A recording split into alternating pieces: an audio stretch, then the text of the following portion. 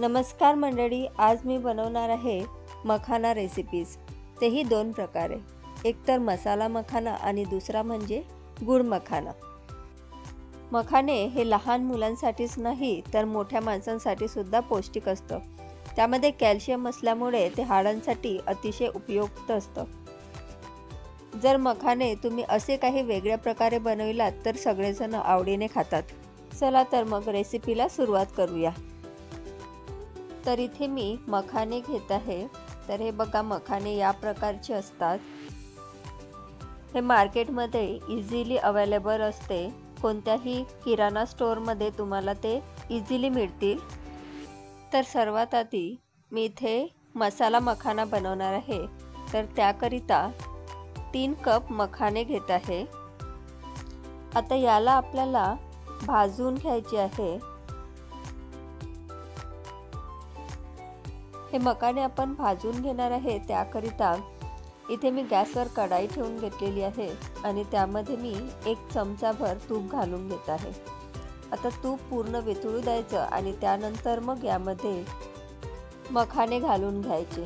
तर इथे मी मखाने घालून घेतलेले आहे.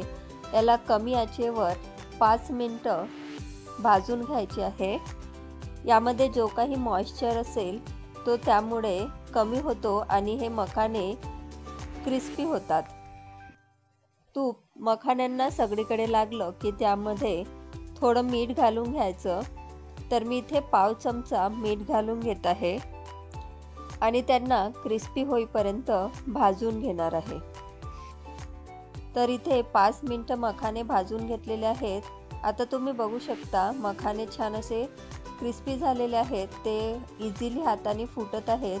ते दुसऱ्या प्लेटमध्ये मी काढून घेतलेले आहे आणि आता त्याच कढाईमध्ये मसाला तयार करून घेणार आहे.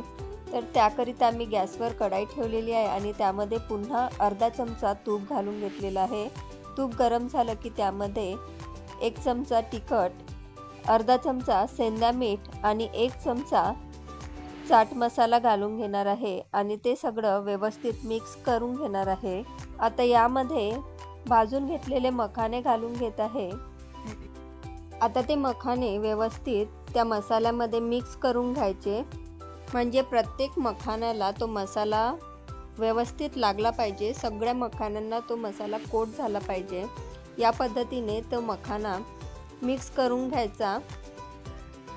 बघा, 2 मिनिटं मखाने परतल्यानंतर इथे सगळा मखाना त्या मसाल्यामध्ये कोट झालेला आहे. तर इथे आपला मसाला मखाना रेडी झालेला आहे. चला तर आता मसाला मखाना रेडी झालेला आहे. आता आपण गुळ मखाना तयार करून घेऊया. तर त्याकरिता कढाईमध्ये तूप घालून घेतलेला आहे. अर्धा चम्मच तूप घातलेला आहे आणि त्यामध्ये 2 कप मखाना घालून घेतलेला आहे. तर याला सुद्धा 5 मिनिटं मगाशी भाजलं त्या प्रकारेच भाजून घ्यायचं आहे.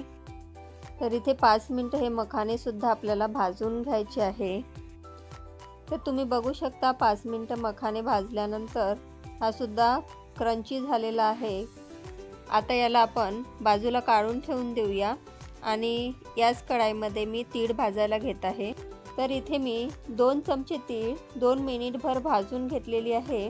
आता त्याला सुद्धा काढून घेत आहे आणि त्याच पॅनमध्ये मी इथे गुळाचा पाक तयार करून घेत आहे. तर त्याकरिता अर्धा चमचा तूप घालून घेतलेला आहे आणि 1 चमचा किसलेला गूळ घेतलेला आहे आणि त्यामध्ये 1 चमचाभर पाणी घालून घेत आहे आणि या गुळाचा आपण पाक तयार करून घ्यायचा आहे. तर संपूर्ण गूळ वितळेपर्यंत आपल्याला इथे फिरवायचं आहे. गूळ जळू द्यायचा नाही आहे आपल्याला. तर इथे काही वेळानंतर गूळ वितळलेले आहे. याला 2 मिनिट पुन्हा उकळू द्यायचं आहे. 2 मिनिट उकळल्यानंतर या प्रकारे पाक इथे तयार झालेला आहे. आता याला चेक करून घ्यायचं. तर एका भांड्यामध्ये पाणी घेऊन त्यामध्ये हा पाक घालून घ्यायचं. तर या प्रकारे त्याची पापडी तयार झाली तर आपला पाक इथे तयार झालेला आहे असं समजायचं. आता आपला पाक इथे तयार झालेला आहे.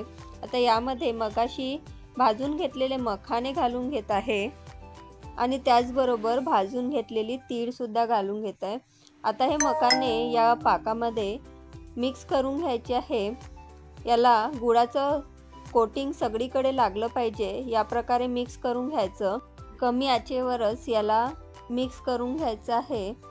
तर तुम्ही बघू शकता इथे गूळ सगळीकडे लागलेला आहे, छान कोटिंग झालेली आहे। आता हे आपण एका ताटामध्ये काढून घेणार आहोत। तर इथे मी हे गूळ मखाना एका ताटामध्ये काढून घेतलेला आहे। आता याला थंड होऊ द्यायचं आहे। तर हे आता मखाने थंड झालेले आहे। आता आपण यांना मोकळे करून घेणार आहोत। तर एक एक करून मखाने वेगळे करून घ्यायचे। हे मखाने वेगळे करून झाल्यानंतर इथे आपले गूळ मखाना तयार झालेला आहे। तर तुम्ही बघू शकता इथे गूळ मखाना आणि मसाला मखाना दोन्ही तयार झालेला आहेत। तर या प्रकारे तुम्ही सुद्धा तुमच्या मुलांना खाऊ म्हणून हे मखाने बनवून देऊ शकता आणि मुलांनाच नाही तर हे मोठे माणसं सुद्धा आवडीने खातात। तर आज आपण मखाण्याचे 2 प्रकार बघितले, गूळ मखाना आणि मसाला मखाना। तुम्हाला जर माझी ही रेसिपी आवडली असेल तर लाईक करा, शेअर करा आणि चॅनलला सबस्क्राईब सुद्धा नक्की करा। पुन्हा भेटू नवीन रेसिपी सोबत। धन्यवाद।